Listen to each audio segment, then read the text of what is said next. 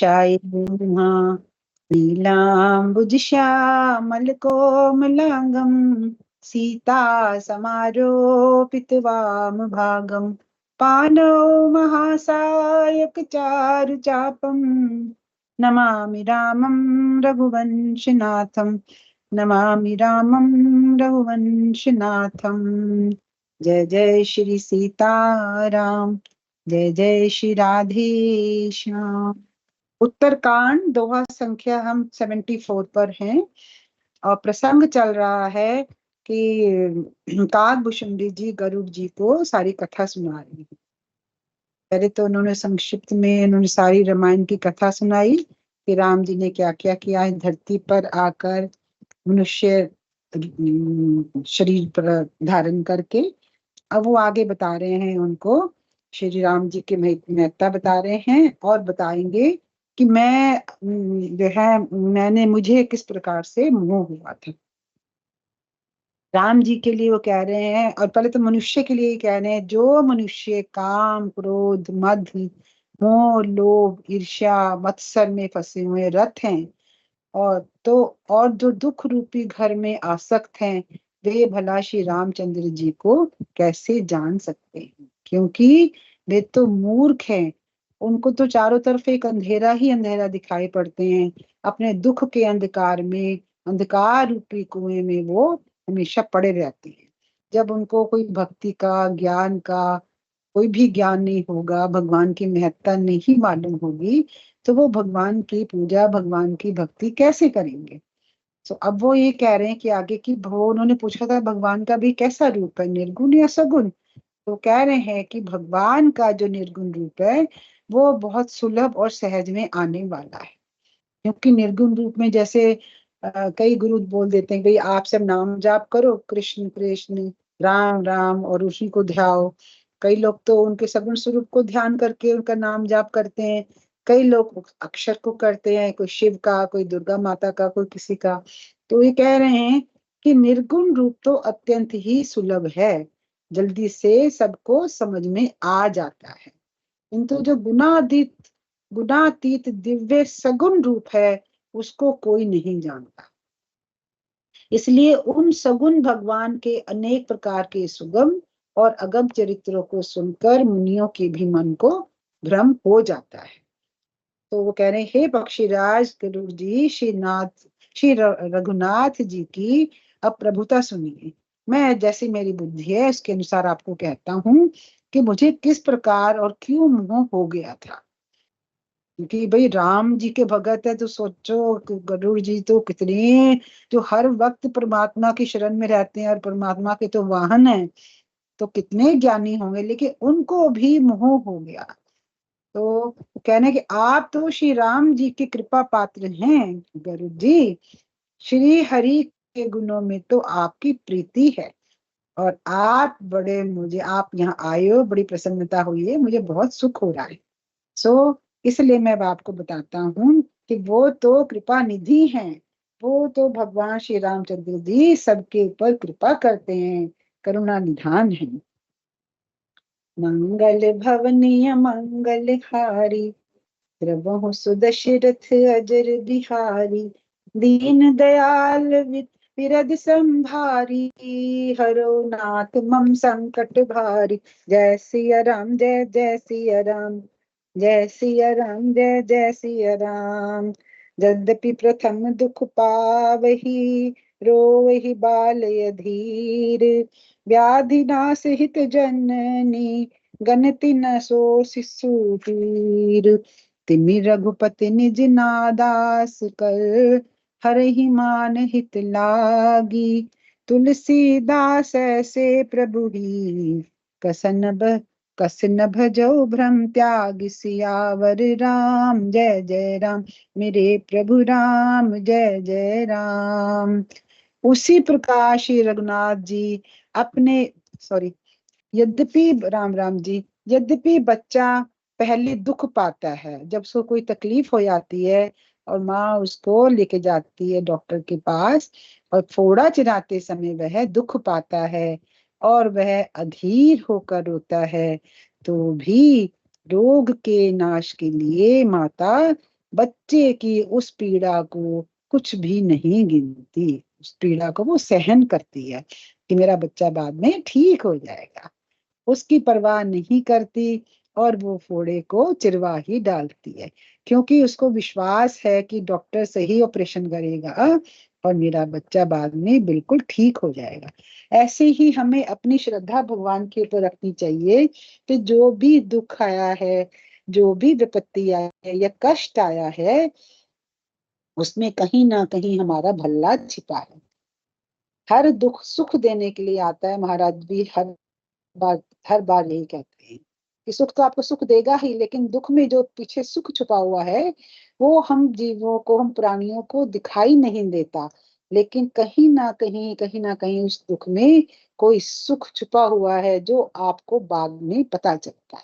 उस समय तो बहुत पीड़ा होती है, बहुत दुख लगता है, लेकिन छुपा हुआ जब सुख सामने आता है फिर हम भगवान का अनुग्रह उसको मानते हैं, भगवान की तब शरण में जाते हैं। विपत्ति में तो कई बार जाते हैं, कई बार तो कई लोग उसको छोड़ ही देते हैं, नाम जाप छोड़ देते हैं, शास्त्र पढ़ना छोड़ जाते हैं, और भगवान को भी मतलब बुरी बुरी भावनाओं, शत्रु भाव से देखते हैं कि तुमने क्या किया, क्या कर दिया, ये मेरे साथ हो रहा है, ये हो रहा है, ये हो रहा है।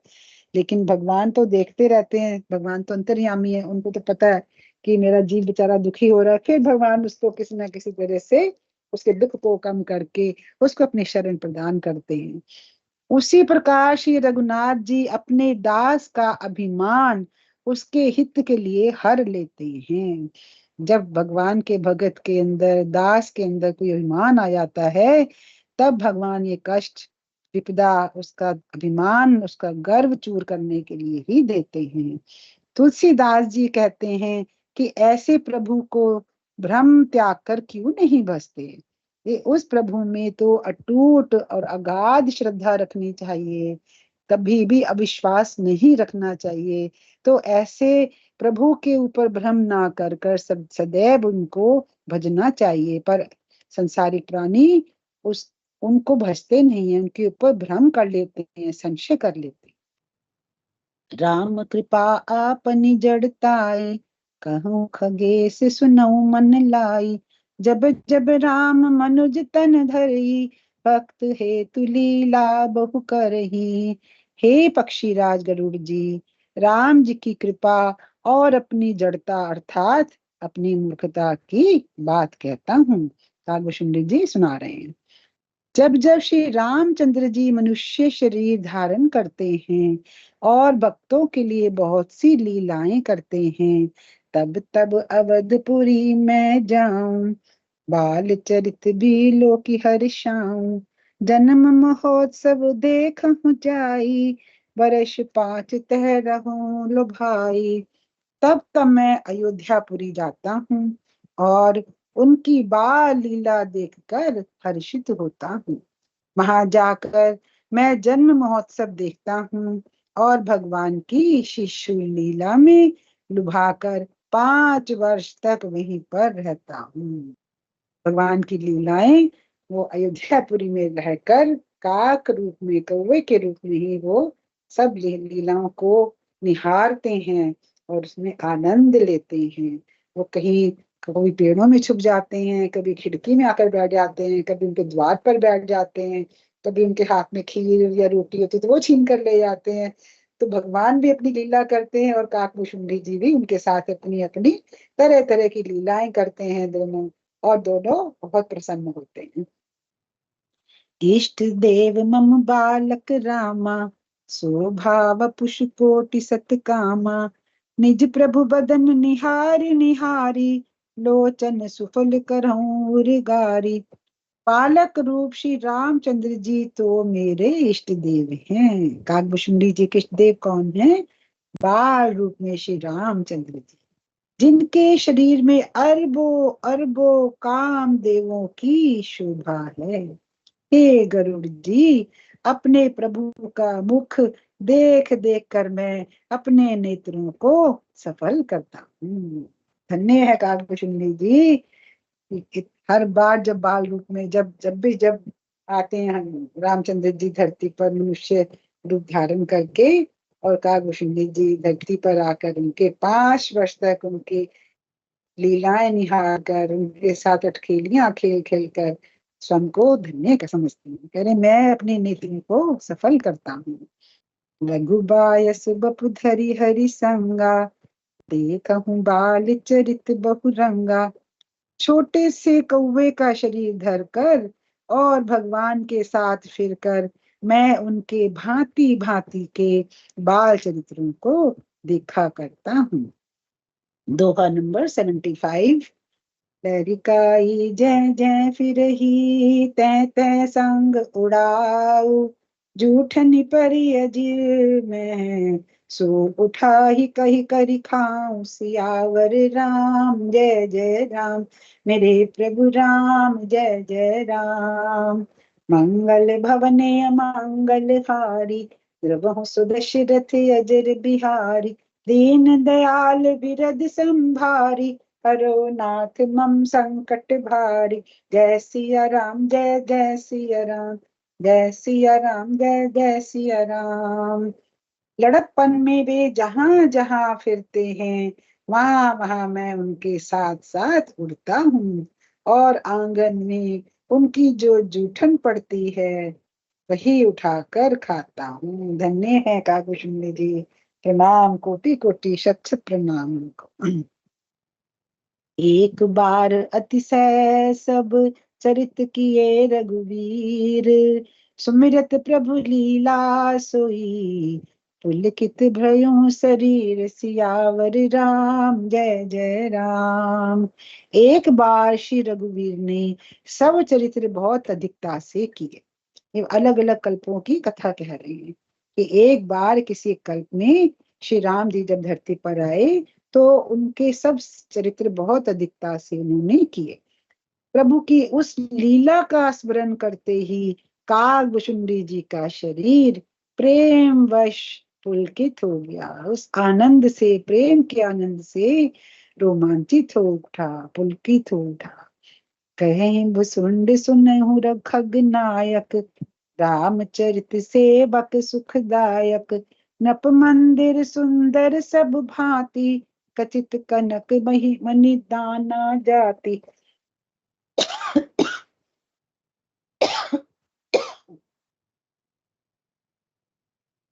राम राम जी, राम, क्षमा क्षमा, राम राम जी।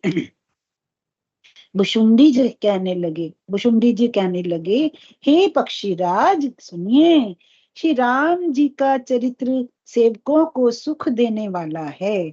अयोध्या का राजमहल सब प्रकार से सुंदर है। सोने के महल में नाना प्रकार के रत्न जड़े हुए हैं।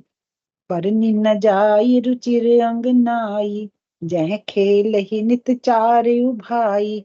बाल विनोद करत रघुराई, विचरत अजिर जननी सुखदाई।